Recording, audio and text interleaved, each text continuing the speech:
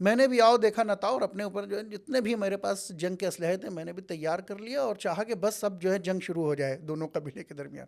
پیغمبر نے یہ کہا کہ دیکھو غصہ آئے تو غصے کو پی جایا کرو اور جاؤ اپنا کام کرو۔ چراغ ہدایت، روشنی کا پیغام۔ اعوذ باللہ من الشیطان الرجیم، بسم اللہ الرحمن الرحیم۔ ناظرین السلام علیکم ورحمۃ اللہ وبرکاتہ۔ ناظرین، میں نے بھی آپ کو سلام کیا، ممکن ہے کہ آپ میں سے بعض لوگوں نے جواب بھی دیا ہو، اور کبھی کبھی ہوتا ہے کہ اگر ہم آپ کو 2 یا 3 مرتبہ سلام کر لیتے، 4 مرتبہ سلام کر لیتے، ممکن ہے کچھ لوگ غصہ ہو جاتے، ان کو غصہ آ جاتا، وہ ناراض ہو جاتے کہ یہ کیسے مولانا ہے، 1 بار نہیں، 2 بار نہیں، 3 بار نہیں، 4 بار یہ سلام ہی کیے جا رہے ہیں۔ اندر سے ایک کیفیت ہوتی ہے غصے کی، جو پینک ہو جاتا ہے انسان، جب انسان کے اوپر ایک، کیونکہ پروردگار عالم نے ہر انسان کے اندر کچھ احساسات دیے ہیں، کچھ جذبات دیے ہیں۔ یہی احساس اور جذبات انسان کے جسم سے ظاہر ہوتے ہیں، اس کے اعضاء سے ظاہر ہوتے ہیں۔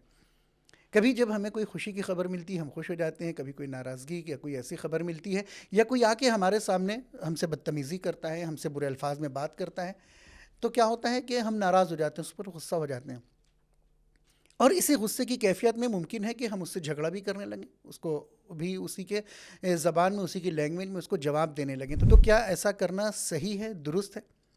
اسلام اس کی تعلیم نہیں دیتا۔ اسلام کہتا ہے کہ اگر کوئی آپ سے آ کے بدتمیزی سے بات کرے، کوئی آپ سے برے لہجے میں بات کرے، تو آپ خاموش ہیں، خاموشی سے اس کا جواب دیں۔ کئی مرتبہ ایسا ہوا ہے کہ پیغمبر اکرم صلی اللہ علیہ وآلہ وسلم کی خدمت میں بہت سے لوگ آنے کے بعد سوال کیا کہ پیغمبر آپ مجھے توصیہ کریں، کچھ پند و نصیحت کریں۔ تو پیغمبر نے کوئی ایسا نہیں کہ بہت بڑا خطبہ دیا ہو اور اس کو بیٹھالا ہو اور گھنٹوں باتیں بتائی ہوں، دیکھو تم ایسا کرو اور ویسا نہ کرو، ویسا کرو ویسا نہ کرو، کچھ نہیں۔ بس پیغمبر نے یہ کہا کہ دیکھو غصہ آئے تو غصے کو پی جایا کرو اور جاؤ اپنا کام کرو۔ بس کتنی مرتبہ ایسا ہوا ہے، اور اس کا نتیجہ بھی دیکھنے کو ملا۔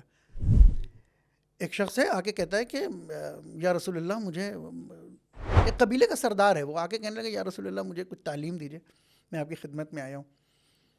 تو پیغمبر نے اسے بھی کہا کہ جاؤ اور غصہ نہ کیا کرو۔ اس نے کہا بس؟ رسول نے کہا ہاں بس کافی ہے۔ اس نے سوچا کہ اتنی چھوٹی سی بات ہے، غصہ نہ کیا کرو، کوئی بہت بڑی بات نہیں کی رسول اللہ نے، لیکن یہ زبان رسالت ہے، زبان وحی ہے، اس کے پیچھے کوئی نہ کوئی حکمت ہے۔ وہ شخص گیا، کہنے لگا میں پہنچا اپنے قبیلے میں، جب وہاں پہنچا تو میں نے دیکھا کہ منظر ہی عجیب ہے۔ منظر کیا ہے؟ منظر یہ ہے کہ میرے قبیلے والے اور ایک اور قبیلہ ہے وہاں پہ، دونوں کے درمیان جنگ ایک دم آمادہ ہے۔ ادھر کے افراد بھی اسلحہ اور سب کچھ لے کر تیار ہیں اور پورے جوش و خروش کے ساتھ، اور ہمارے والے افراد بھی ایک دم جنگ کرنے کے لیے آمادہ ہیں۔ میں بھی پہنچ گیا، میں نے بھی آؤ دیکھا نہ تھا، اور اپنے اوپر جو ہے جتنے بھی میرے پاس جنگ کے اسلحے تھے میں نے بھی تیار کر لیا، اور چاہا کہ بس اب جو ہے جنگ شروع ہو جائے دونوں قبیلے کے درمیان۔ اچانک سے مجھے رسول اللہ کی بات یاد آ گئی کہ جب بھی غصہ کرو تو غصے کو پی جاؤ۔ میں نے سوچا، اور سوچنے کے بعد اپنے ہتھیار جو بھی میرا اسلحہ تھا میں نے اس کو دور پھینک دیا، اور دور پھینکنے کے بعد جو لباس پہنا تھا، جنگی لباس تھا، میں نے اس کو اتارا۔ اتارنے کے بعد جو اس قبیلے کا سردار تھا اس کے پاس آیا اور ان لوگوں کو جمع کیا اور کہا دیکھو ایسا ہے کہ اب تک جتنی بھی جنگیں ہوئیں، جتنی بھی ہم لوگوں کے درمیان جو ہے لڑائیاں ہوئیں، جھگڑے ہوئے، اور جتنے قتل و غارت ہوئے، مال لوٹا گیا، ہمارے طرف سے لوٹا گیا، آج میں عہد کرتا ہوں کہ میں نے ان سب کو معاف کر دیا۔ آج میں عہد کرتا ہوں کہ میں ان تمام چیزوں کی بھرپائی کروں گا، اس کا ہرجانہ کروں گا، اور جو بھی تمہارے طرف اس کا نقصان ہوا ہے اس کو میں پورا کرنے کے لیے تیار ہوں۔ جب اس کا یہ رویہ دوسرے قبیلے والوں نے دیکھا تو وہ کہنے لگے کہ اگر ایسا ہوا تو پھر یہ تو بازی مار لے جائے گا۔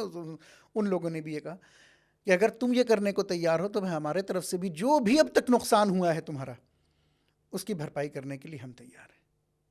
آپ نے دیکھا یہ کس طریقے سے صرف ایک کلمہ تھا پیغمبر کا کہ صبر کرو، غصہ نہ کرنا۔ وہ شخص آیا، اور آنے کے بعد اتنی بڑی جنگ جو کئی سالوں سے چل رہی تھی، اور کتنی جانیں چلی گئی، مال چلا گیا، کوئی بیوہ ہو گیا، کوئی یتیم ہو گیا، آج اس ایک کلمے کی وجہ سے پیغمبر نے جو فرمایا تھا، کوئی لمبی چوڑی تقریر نہیں کی تھی، صرف ایک کلمہ کا تھا، صبر کرو، اور صبر کرنے کے بعد کیا کرو؟ غصے کو پی جاؤ۔ وہ شخص آیا، اس نے اس کام کو انجام دیا۔ تو عزیزوں، کہنے کا یہ مقصد ہے کہ جس وقت بھی ہمارے اوپر غصہ غالب آ جائے، ہم بہت زیادہ کسی سے نفرت کر رہے ہوں، آپ دیکھیے روایات، آیات قرآن مجید کی، کیا قرآن مجید میں کیا ارشاد ہو رہا ہے کہ والذین یجتنبون کبائر الاسم والفواحش، اور وہ لوگ جو گناہ سے پرہیز کرتے ہیں، برائیوں سے پرہیز کرتے ہیں، وَإِذَا مَا غَضِبُوا هُمْ يَغْفِرُونَ.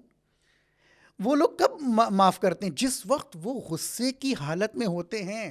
نہ یہ کہ غصہ ان کا ختم ہو گیا، ٹھنڈے ہو گئے، کول ہو گیا، کول ہونے کے بعد جا کے معاف کر دیا. یہ تو کوئی بھی کر سکتا ہے، لیکن کمال انسانی یہیں پر ہے کہ جس وقت اس کے نفس پر غصہ غالب ہو اس وقت وہ اپنے دشمن کو معاف کر دے.